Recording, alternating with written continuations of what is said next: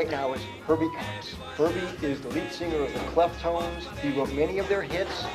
And we're talking about the foundation of Doo Wop.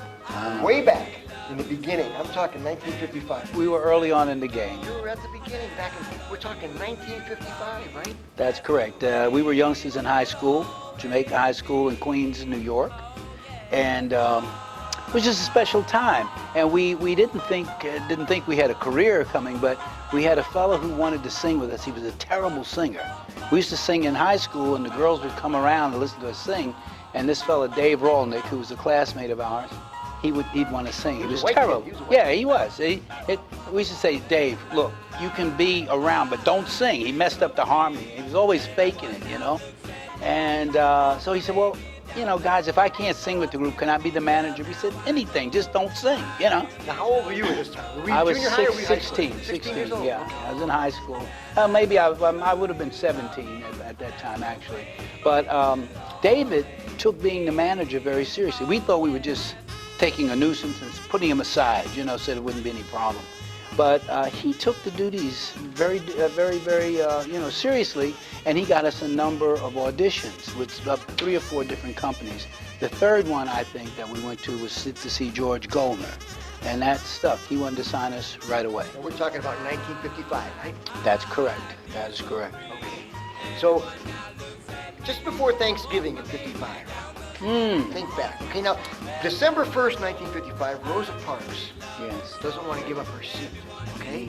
But at this time, things are starting to click for the Cleftones. Yes, it was interesting. I think we were doing what we were doing just because we were 5 fellas who went to school together and enjoyed singing and hoping to attract the attention of some of our girl co-students, you know. So okay, that was enough. You were happy with that? It was more than enough. That was good. That and playing basketball or baseball at high school was good.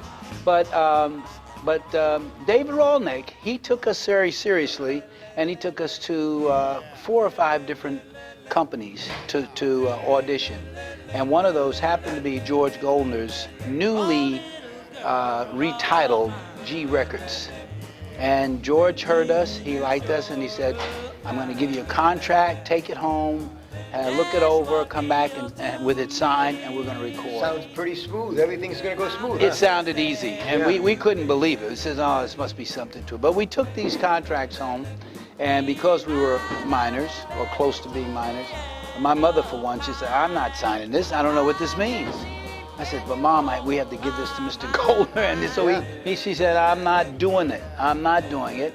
So my mother, along with some of the parents of the other guys, got together and they hired a lawyer, which made sense, except they got a real estate lawyer who wasn't privy to, you know, the foils of the music business. But he did some good things. And he said the main thing that most of us were underage and we couldn't sign this without our parents. Well, our parents instinctively knew that a contract as complex as they viewed it and as we viewed it too should not be signed without some official sanctioning, and so they got this attorney. But as I said, he was not a music or show business attorney. He was a real estate attorney. But he knew a little bit about the law. He put all these red lines through it, and I was very, you know, shaky about taking the contracts back. All of us had our own individual contract, but our parents sort of saw it the same way because we had this attorney. And I remember we came into George's office and he said, okay guys, you got this contract signed. We gave them to him. He said, pardon my language, who the hell messed up my contracts? There's all these red lines written. He said, well, our parents said, well, who the heck do you guys think you are? You know, I'm giving you the break of your life, and you know, he said, take the stuff and get out of here. I don't want to see any more. I couldn't believe it. That was the end of your career? That's what I thought. This was a short career. And I was angry with my mom. I remember I came home and my mother said, how'd you make out? I said, not so good, Mom. You know, to let her know I was just unhappy. And I was acting like, you know, a brat for 2 days. And my mother worked so hard to, you know, get me and my brothers a good education and whatnot. So I said, no, I better, you know. I said, Mom, I want us to record. She said, but I did this for your sake. She said, you don't know what might come up in the future. But you know what she told me? She said, if you guys are really good, he'll call you back. She said, just sit tight, don't say anything. Sure enough, in about a week, George called us. He said, fellas, bring that contract back. I think we can fix it up. So with the attorney in tow, most of the damaging things, or a lot of the damaging things, were eliminated from the contract. What we were signing over, without knowing, was our royalty, not royalty, but our writers' rights to the songs that we were, because we were writing our own songs. That's another thing. And our first 3 or 4 songs were all written by members of the group. You Baby. Well, I'm one, but also Berman Patterson, who was in our group, wrote our first song called You Baby You. I wrote Little Girl of Mine and Can't We Be Sweethearts subsequently. And so we were, I guess, a good find for them. Here's guys come in, they can even write their own songs. And fortunately, all those songs were hits. But in retrospect, looking back today, I can see that what our parents did, while it wasn't totally the right thing, it saved us a fortune. And maybe more than money, it saved us a little self-respect. Because all too often we noticed that these artists would come in and sign anything. And our parents said, don't do that. Don't do that. Let them know you think you're worth something. And it worked in our favor over the long run.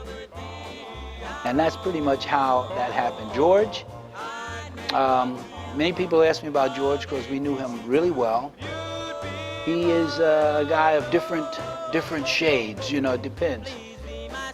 You can't overlook the fact that he tried to sort of take advantage of youngsters like ourselves and our parents who were not professional people or legalese, and so that, is, I try to excuse that.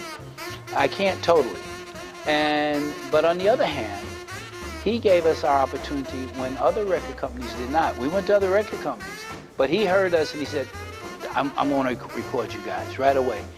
And that, I think, is the inner strength of George Goldner, because I later saw him do this with us a number of times, but I saw him do it with other acts, too, who came to him. He was not a good musician, but he was always in the studio, and I didn't realize what it meant, but he'd always have a towel around his neck, like a white towel, like a boxing second in a corner. He had a white towel, and he would have a paper, and like this, like a baton. It's a newspaper or something. And I didn't know what that really meant to him. And one day I asked him, he said, you know what I like to do, Herbie? He says, I like to go to the track. He liked to bet on the horses, and he always had his betting thing in his hand. His betting sheet, his daily racing form. Exactly. And I laughed. Excuse me. I laughed because I thought it was funny for a grown man to be acting like that. But that was the beginning of something more serious, because we found out over the next 2 or 3 years that George had a serious gambling problem. Serious. Caused him to lose the label. That's exactly right. He was forced to sell out part of the label when I know he didn't want to. But even when he sold G Records to Morris Levy and Company, they kept us and the teenagers on Roulette Records at that time. And we had some success with them as well.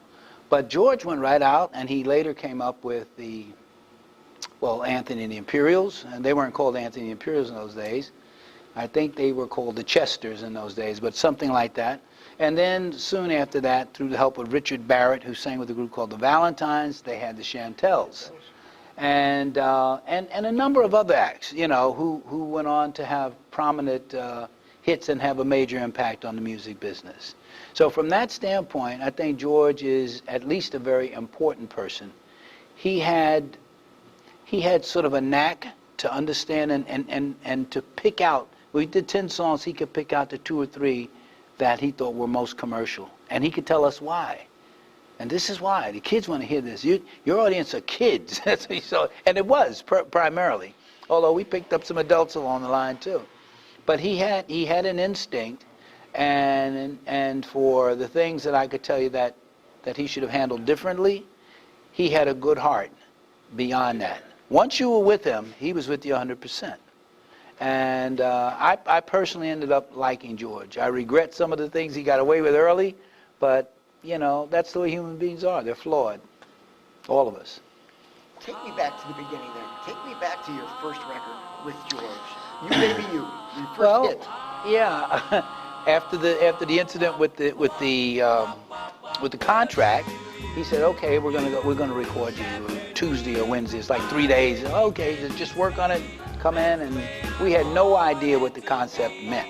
All we knew is we could sing this song a cappella, because it's the only way we'd ever heard it ourselves. One of the guys' sister played the piano a little bit, but he picked the song out, and I think we took 14 takes. In those days, it wasn't splicing. You had to do it head to toe. You know, you had to do the whole thing. And we did it over and over again. And where was this? Where did you do it at? This was in Manhattan, and Are we talking Bell Sound? Bell Sound Studios, and that's where we did most of our early recordings. And that's where we came in contact with some other people who were to be, I think, significant figures in our career. Panama Francis, the great drummer, jazz drummer, who was on our sessions. Our sax man, tenor sax man, Jimmy Wright. He was hot stuff.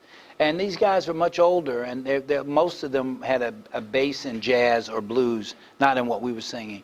But they brought a professionalism to the whole session that George couldn't bring to it, and we certainly couldn't. They just knew what to do. And with George's, this whole thing, it's about him being a gambler is true. But it was him throughout. He treated, we're going to take another ride. That meant do another session. That meant we had to do it again. And it was relentless, but we were young, and, we had the lungs, and, So George had an instinct for picking artists and songs. Frankie Lymon, we had just signed and made our first record. And we're sitting in George's office. And in comes Richard Barrett, who was with the Valentines and who later found the Chantels. He found this group, and so he said, and we were getting ready to leave the office, and George said, wait a minute, stay here. I want you guys to tell me what you think of this group. And I love Herman Santiago, and Jimmy Merchant. The last two of the original Teenagers are still alive from those days. But they sounded awful when they first sang. What's the name of the group? I don't know. I think they were calling themselves the Teenagers at that time, but I'm not 100% sure. The Bills, they call them. Yeah, they had a couple other names. And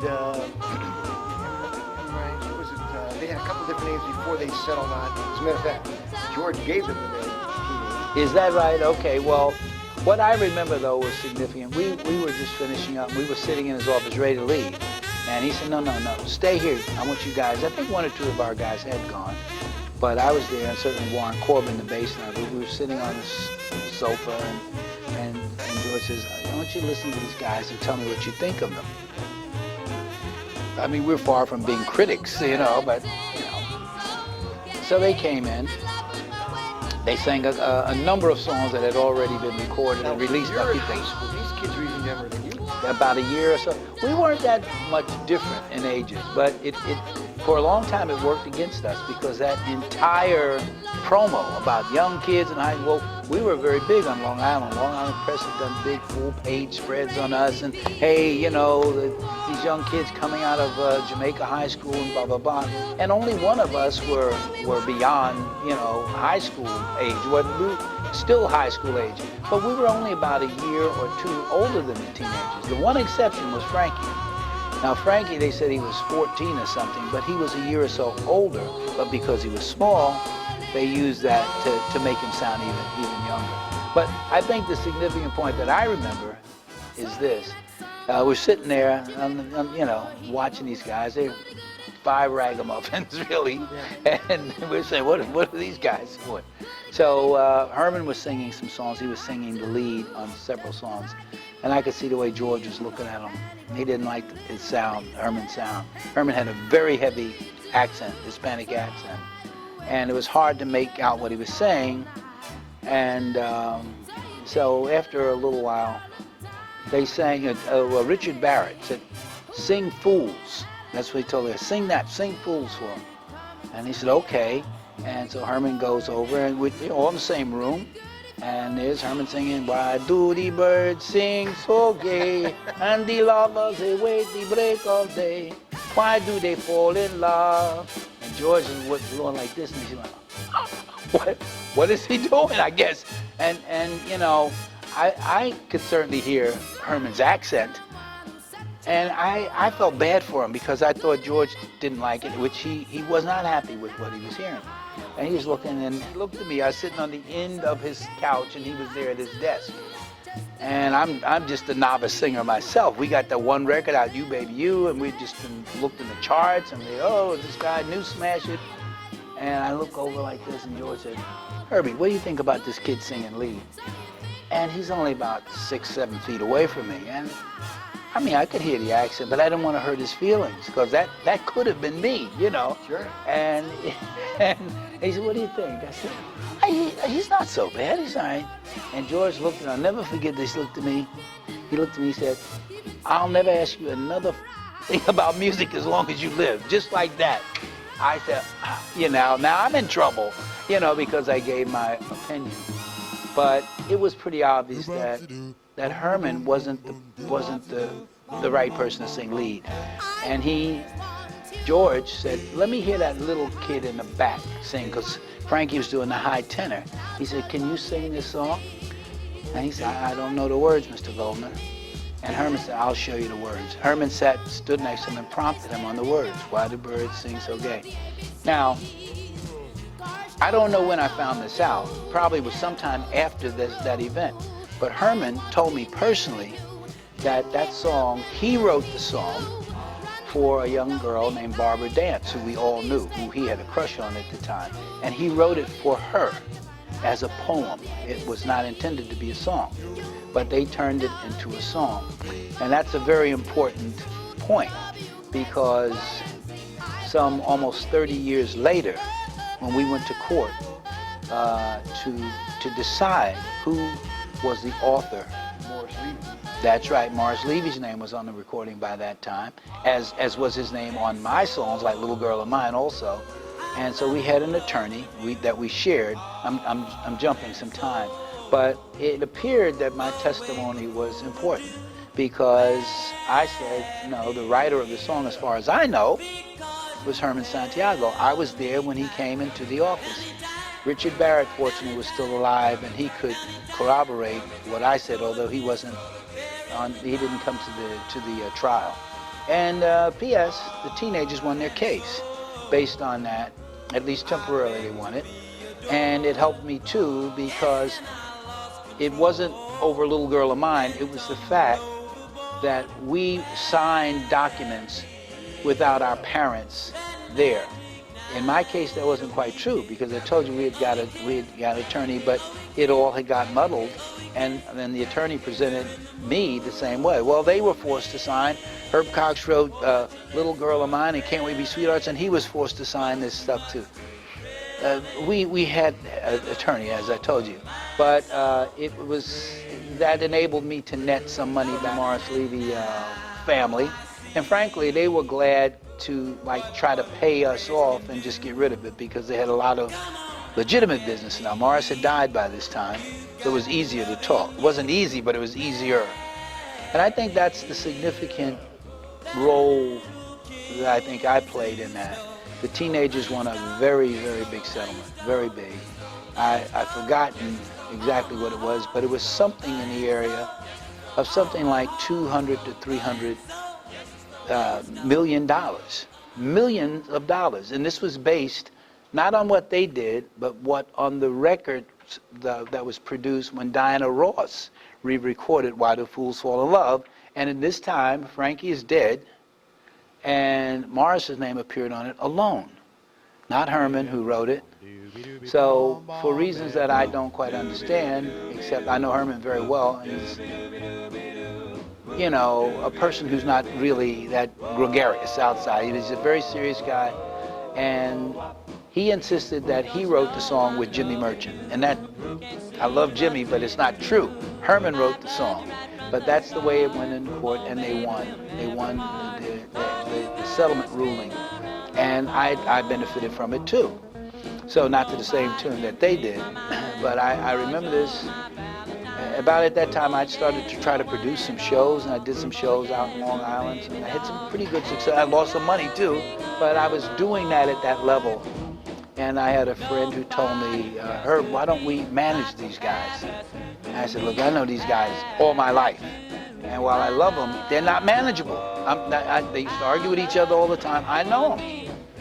They'd have feuds, and one of them would come to us to try to settle it between them. You know, they're good guys, but it was a bad blend. That's all I could say. When they announced the verdict, the people, it was a crowded jury room. People got up and applauded us, and they said, yeah, we know you guys wrote this. We know you guys got cheated. They took advantage of you guys as kids. It was really nice. And the judge took us in the chambers, and he said, I'm happy for you.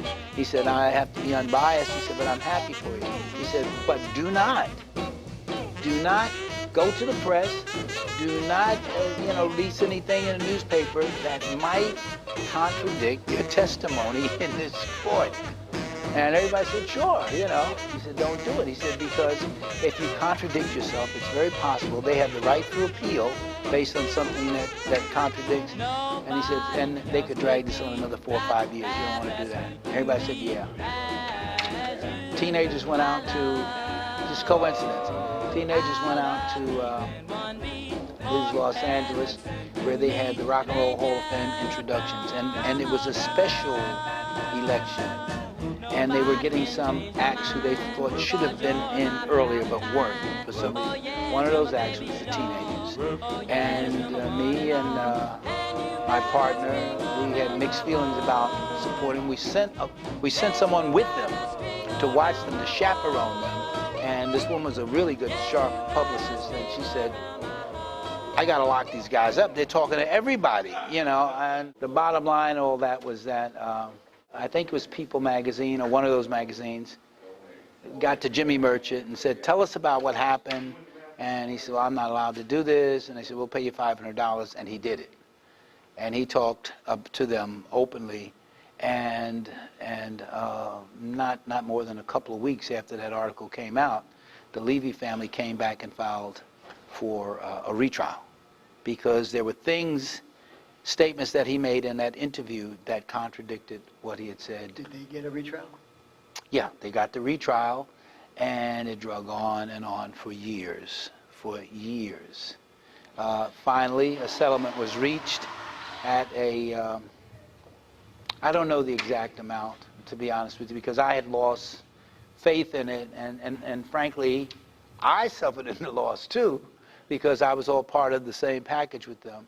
But it was never that much money for me. It was definitely money I wasn't going to turn down, but it was no place near $1 million or so when you look at what they could have had. 200 to $300 million they were talking about, but to divide between the two of them.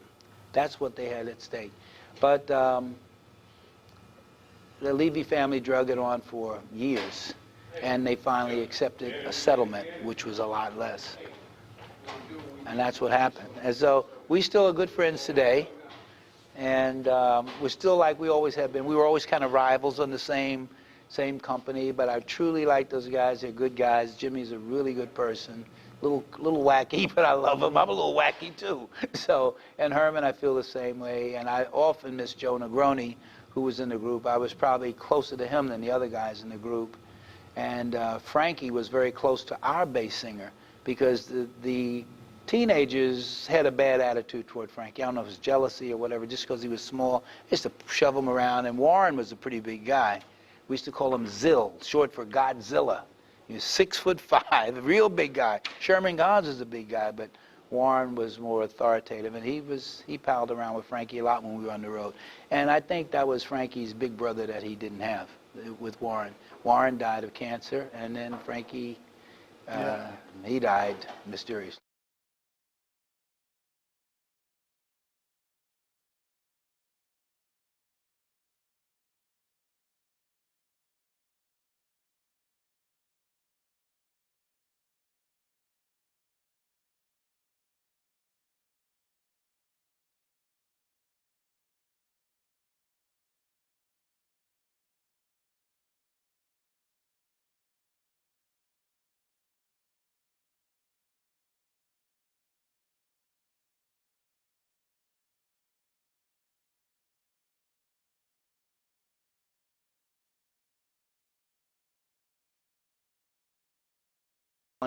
He was well known. I don't know if he's a great musician, but that's where he launched from.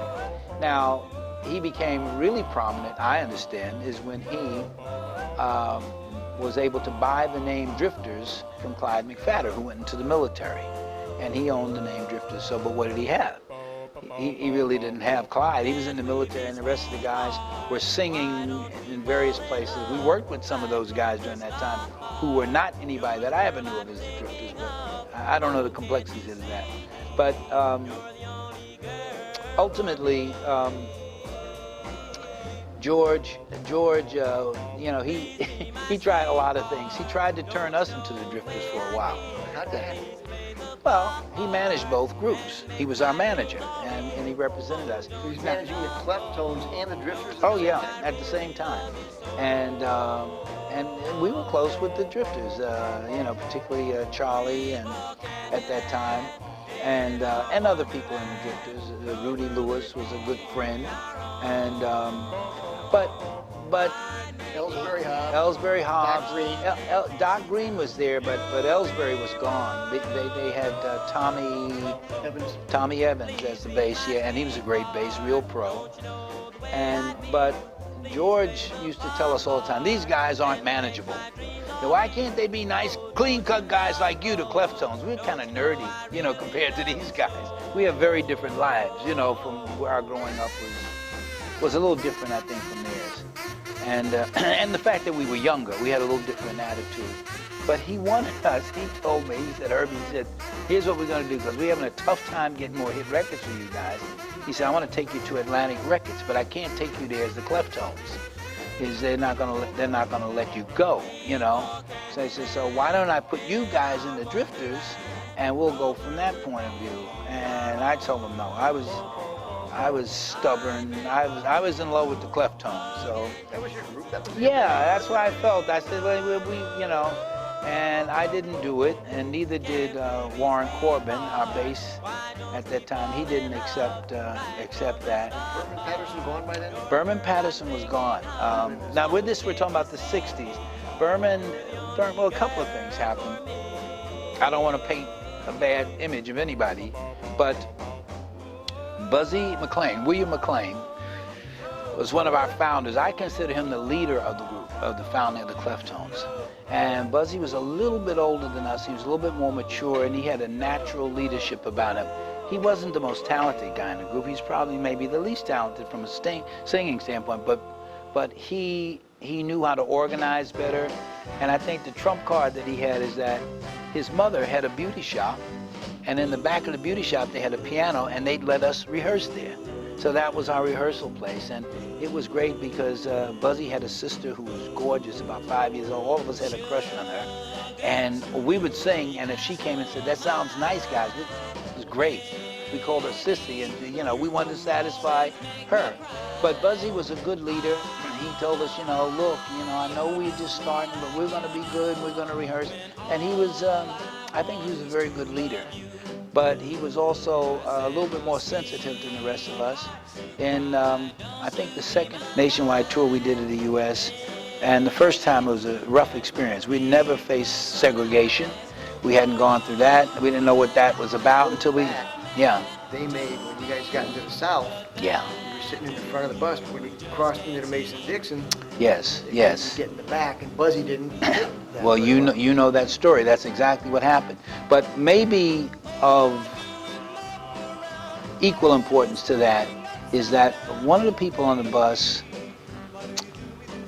was, and I'm having a senior moment, I can't think of his name, songwriter who wrote See You Later Alligator out of Gretna, Louisiana, Bobby Charles. It's a young singer.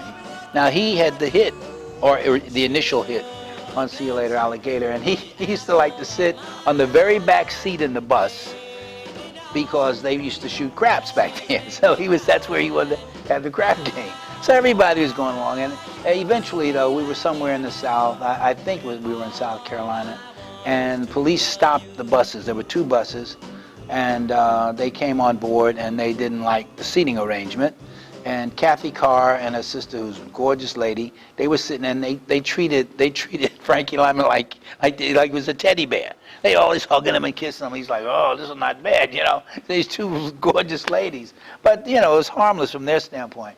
But the police I think they didn't like that. But in addition, it was not a situation where the black artists were sitting in the back and the white artists sitting in the front.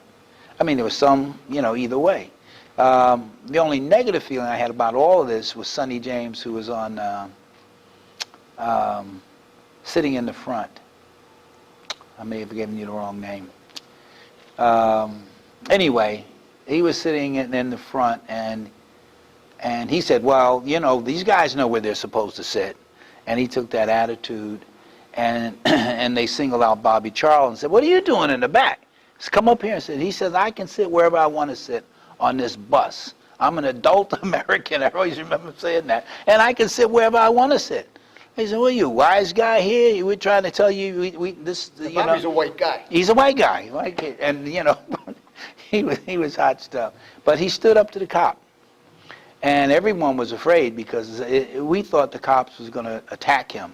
And then what would have happened? I think because, I would like to think that because we got along so well on that we would have tried to help him or defend him.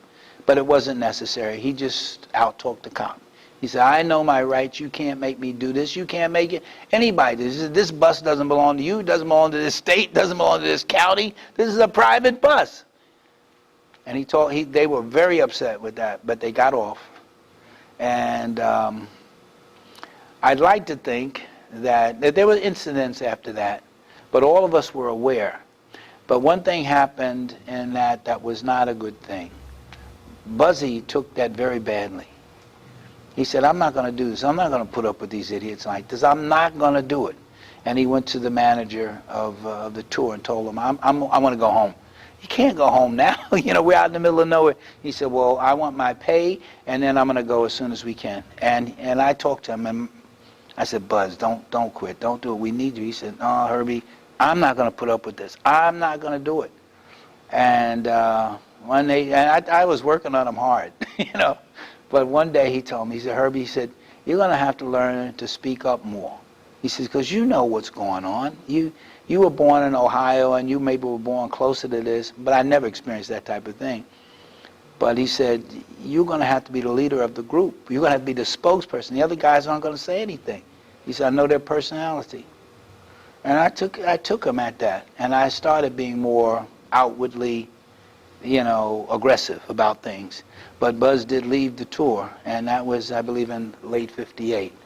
And we were in disarray because he was really the leader of our group. He wasn't the lead singer. He didn't do the writing, but he was a good leader. He made sure we didn't argue, or if it was an argument, he turned it into a discussion. He was way ahead of his time. And his family was very settled family. His two brothers were police officers. His dad had worked for a bus company with honors for many years. His mother had this beauty parlor. They were doing okay. They were definitely just middle-class people. So were most of us, but they were more established. And he quit. And I haven't forgotten that to this day. I talk to him all the time. He's still alive. He's doing well.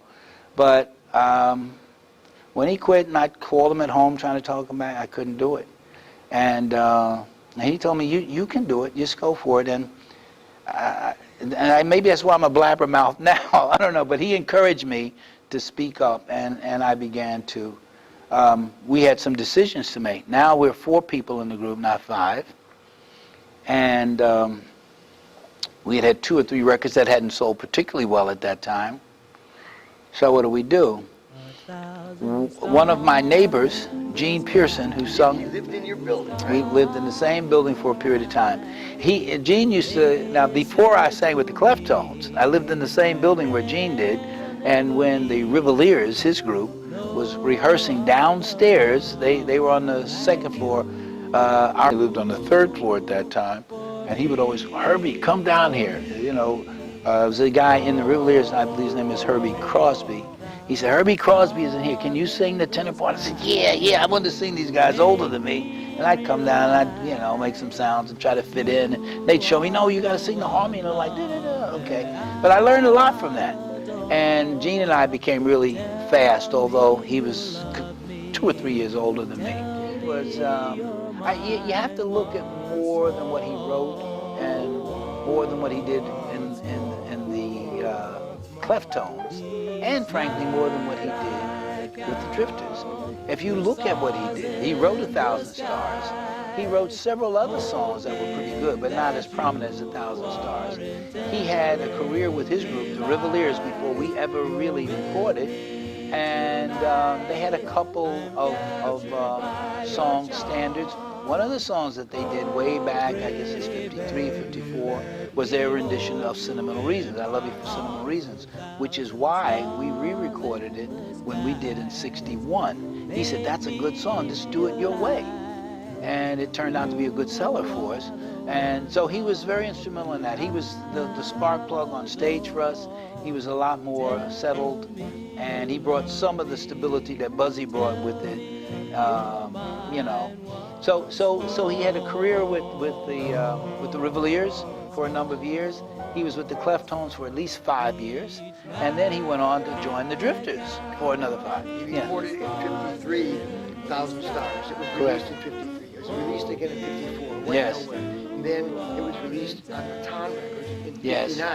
That's when it became a hit. What's important is that we've got, well, the Miracles in Detroit, and they come to New York City to have their songs pressed and released and distributed because of the success that End Records, Little Anthony That's had. right, that's right. And the success that Gene Pearson and the Rivaliers had on Baton, because Absolutely. they went to both record labels before they started. All that's so significant. And you were there. You're with Gene, and he's part of your group. So, tell me about Gene and about going back to 53 and about 1,000 Stars. Well, 1,000 Stars, I can only tell you, was a hit, and I was proud of Gene because I knew him well. He treated me almost like the little brother he never had, and I looked up to him. He was really a terrific guy and self-confident, and I learned a lot from him too. And when we had to decide on what to do when we became a 4-man group, because McClain had left, then what do we do here? What are we going to do? Happenstance, complete happenstance. Now, Gene had gone into the military. I don't know what year, but it must have been 55 or 56. Gone into the military, and I only saw him when he came home in his outfit, you know, his uniform. So, in the back of my mind, I said, maybe Gene, maybe he'll come in and join us because the Rivaliers aren't doing anything now. And we discussed that, me, Charlie, Berman, and Warren Corbin, our bass singer. And he said, yeah, Gene might be okay. But I think it was Charlie who said, you know what might work? Why don't we get a girl? We were mindful that the Harptones had put a girl in their group, and we noticed that we hadn't seen a girl before that, with them anyway. And we always looked up to them too. We loved. But you knew about the Platter? Yes, but we saw that as a trend.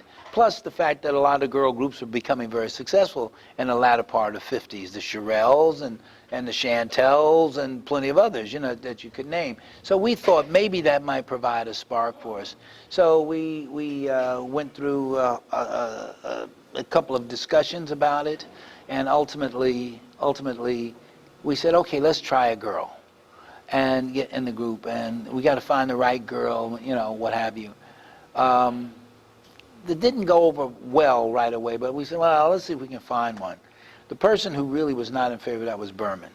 He said, we started out as a male group, we should stay a male group. He had a good point, but we knew we had to do something to change the chemistry in the group. We had lost Buzzie, our leader, okay, and here I am trying to step into that as best I could, but we had also lost something musically, the creativeness that we had when we were writing our own songs. Now we went to one of the people worked in publishing with the company, Joe Kulski, and he said, you know what? He said, one thing I can tell you guys, there's no excuse to do a bad song. He said, there are thousands of great songs that have already been written. Why don't you just take one and do it your way? And that didn't appeal to me right away.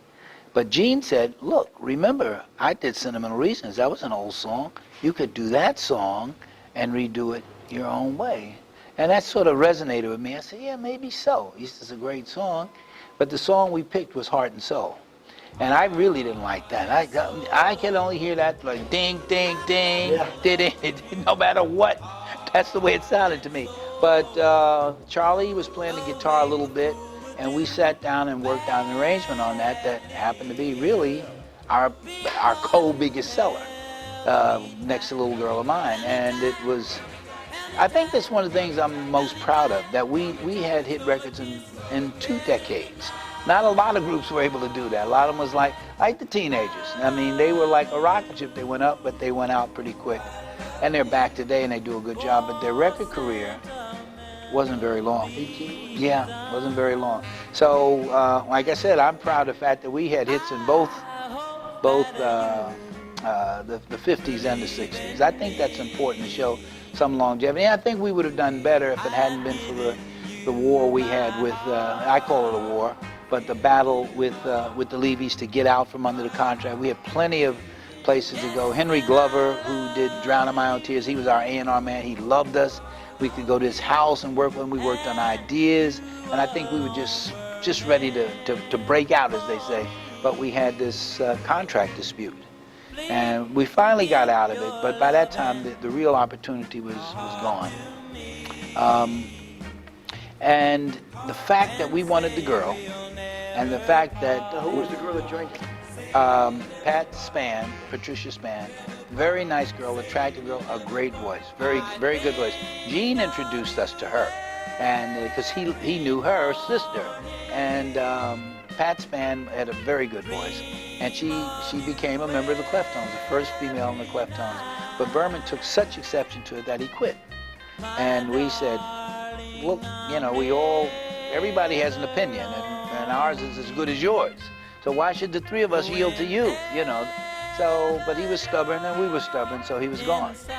And Pat was there, and our second or third session is where we came up with Heart and Soul. And although it wasn't as big a hit as Heart and Soul, I Love You for Sentimental Reasons was a successful record as well. And that kind of reestablished us, because now we're working with other people from a generation that we hadn't seen before. There was no Laverne Baker there, the people who we grew up with, and a lot of the groups had changed. That same lead, what was the song?